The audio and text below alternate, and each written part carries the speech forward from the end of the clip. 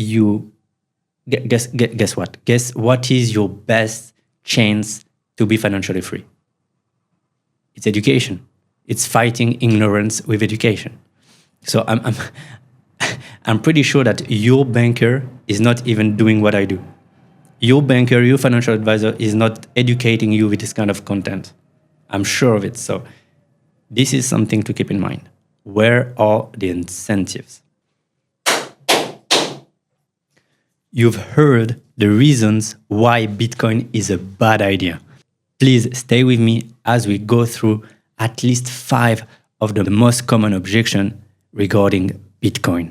And of course, as I'm used to say, I will invite you to also make your own research afterwards. So the first one I would say is Bitcoin is too volatile. Okay, so first and foremost, what is volatility? Volatility is the price changing. It's the changing of price. So volatility is how much and how quickly the price change. So you have to understand that people are used to see an asset or an investment only change about 1, 2, 3% over the year. And Bitcoin can change 40% in a single day or in a single week or in a single day. So of course, this is something people can be afraid of. And so people might say, okay, no, I'm not touching this. I don't want to see my savings lose 40% of its value in a single day, right? But first, people oftentimes forget that volatility on Bitcoin is in both sense. Of course, you don't hear anyone complaining when the price is shooting and going up, right?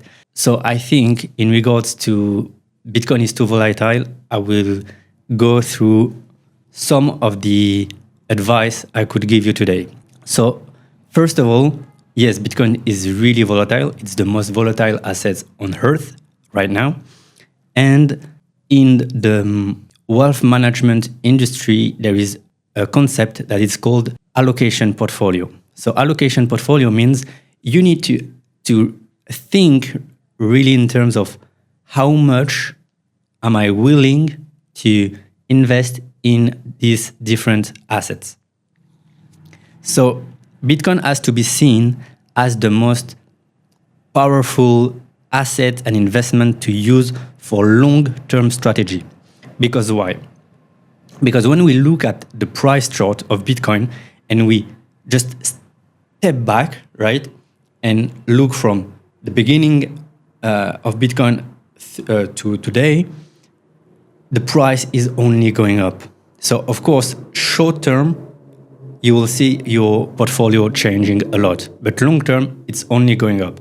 So if you want to invest in Bitcoin, you have to say, okay, if I decide to invest, I know that this investment, this portion of my portfolio is for long term, at least 4 years. Okay, at least 4 years. Why 4 years? You can check it up. 4 years because we have never seen anyone investing in Bitcoin losing its money if he hold the investment for 4 years or more. Just to give you an idea, in 2022, at some point you could have one Bitcoin for 10,000 euro, 10,000 Swiss franc. In 2025, one Bitcoin is worth 100,000 Swiss franc or 100,000. So I have with me the price chart of Bitcoin over the years. And as you can see, it's only going up long term, right? So that's something to keep in mind that, for example, in 2022, you could have one Bitcoin for 10,000 euro, 10,000 Swiss franc, right? In 2025, you can have one Bitcoin for 100,000. So if you just hold and don't sell at the wrong time, you will be only winning with Bitcoin. But the volatility is really high. The price is changing a lot. And changing a lot comparing to what? And it's where it gets interesting. Okay, so you have to compare Bitcoin to other investments and to other assets. So generally, in the investment world, you have an option to invest into stocks, into real estate, into life insurance, for example. And let's just compare that in terms of yearly average performance. So that's how we measure an investment. So you look at life insurance, for example. This is a big thing in Switzerland. People have to, invest their own money into life insurance or real estate or whatever, because they have to make their own retirement themselves. Okay, and so life insurance in Switzerland, for example, the average performance, it's what, 2%, 3%, if we agree that it's after fees. So 2-3%, when inflation is at least 10%, you are losing your money basically in this kind of investments. Then if you look at real estate could be, I don't know, between 6%, 8% per year on average, if you're good at it, right? And in Switzerland, it's not necessarily like affordable for the majority of the people. If you look at the percentage of owners in Switzerland, it's only 20% of the population. So yeah. Then if you look at stocks, if you have, and this is probably one of the best advice, or one of the best thing you can take with you today, is that if you want to at least protect your savings from inflation, you should have a S&P 500 ETF.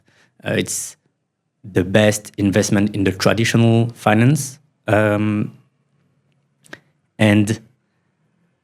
you will get with that investment around 10% per year. So if we believe that inflation is 10%, at least with the S&P 500 ETFs, you are keeping up with inflation. You are not losing, you are not winning.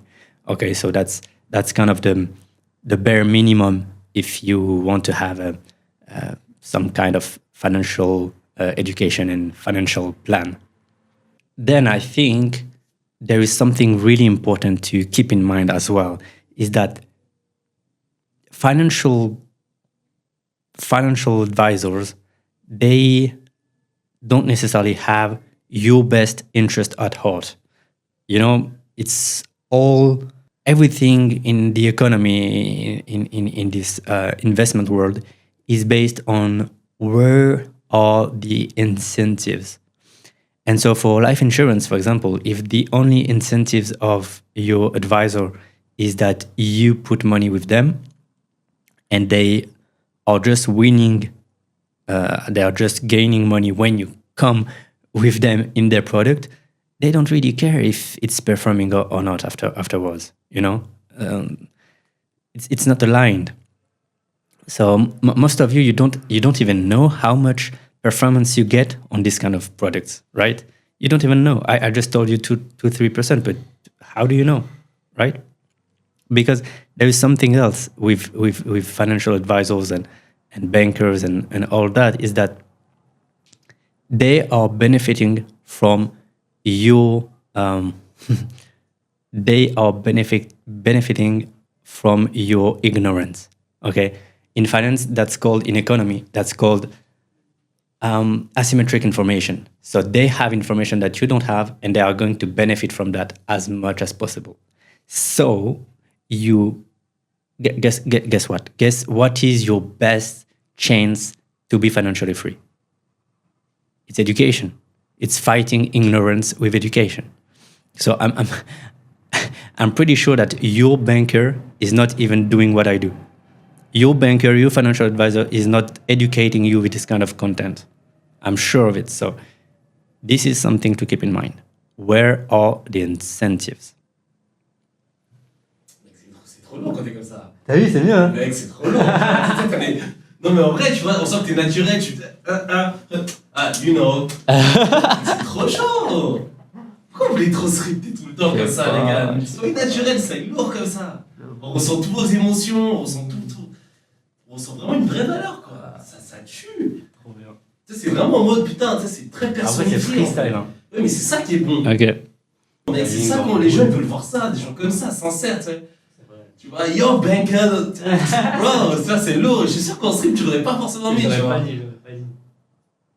So, yeah, I think you have to ask yourself, do I want to feel safe because I have my money in the bank, or I have my money in safe products because it's traditional investment, it's life insurance, it's real estate, it's a little bit of stocks, a little bit of bonds, right?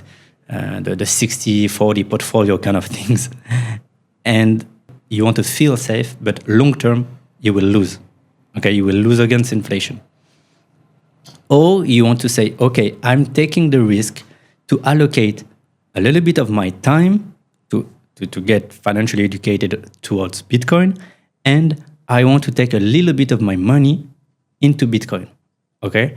And with that mindset, you will see yourself winning long term. So it's really how you want to process that. So just to give you a little bit more context and an image on my words, you can look at the price chart of the Swiss franc. Okay, over 100 years, the Swiss franc has lost more than 90% of its value. And so people doesn't feel that. They think like, okay, I make my money in euro or Swiss franc, it's safe, it's not volatile, the price is not moving that fast. But long term, they are getting poorer and poorer, okay? And I'm showing you as well the Bitcoin price chart. And here you can see that Bitcoin is only going up, but volatility is scaring the weak. So just choose your team.